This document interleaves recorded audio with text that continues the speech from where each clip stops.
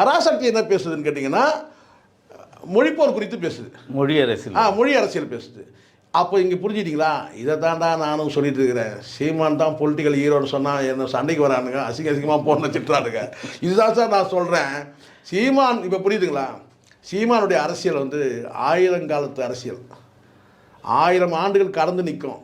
இன்றைக்கி 2 படமும் பேசுகிறது, ஜனநாயகன் பேசுகிறதும் பராசக்தி பேசுகிறதும் ரெண்டுமே சீமானுடைய கருத்தியலை பேசுது. அப்போ இந்த இடத்துல சீமான் தானே பொலிட்டிக்கல் ஹீரோ. இதைத்தானே நான் சொல்கிறேன். நான் யாரையும் தூக்கி பிடிக்கணும்னு அவசியம் இல்லை சார். சீமான்ட்டு நான் வந்து பச்சை தண்ணி கூட குடிக்கல, டீ கூட குடிக்கல. சீமான்ட்ட காசு வாங்கிட்டு சொல்கிறேன். என்கிட்ட காசுனா சீமான்ட்ட கொடுத்துட்டு வருவேன். ஏன்னா அந்த கட்சிக்கு பணம் கொடுத்துக்கு ஆள் கிடையாது, பணம் இல்லாத கட்சி அது. ஆனால் சொல்லலாம் என்னென்னு கேட்டினா, அவர் இங்கே வாங்கிட்டாரு, இது வாங்கிட்டாரு, எப்படி இவ்வளோ தேர்தல் நிற்கிறாரு எல்லாம் சொல்கிறேன். சீமான் நினச்சிருந்தா என்றைக்கோ எம்பி ஆகி இது என்றைக்கோ வந்து ஏன் மத்திய அமைச்சர் கூட ஆகிருக்கலாம். சீமான் நினச்சிருந்தா என்றைக்கோ நடந்துடலாம். தமிழ்